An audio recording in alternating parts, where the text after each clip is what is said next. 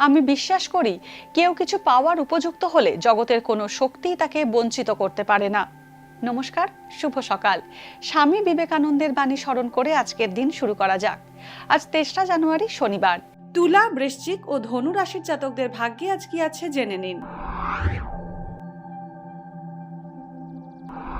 তুলা রাশি, নতুন কোনো কাজের সঙ্গে আজ যুক্ত হতে পারেন।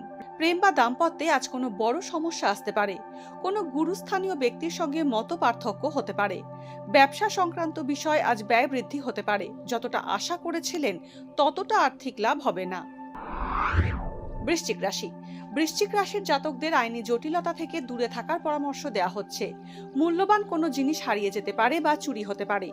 বিতর্ক এড়িয়ে চলুন। সন্তানের স্বাস্থ্যের প্রতি আপনার যত্নবান থাকা জরুরি। কর্মস্থানে কেউ আপনার সারল্যের সুযোগ নিতে পারে। গোপন কথা কাউকে বলবেন না।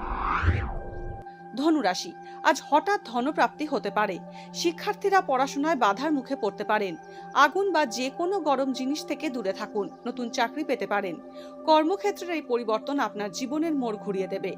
কাউকে ঋণ দিয়ে টাকা ফেরত না পাওয়ায় উদ্বিগ্ন হবেন।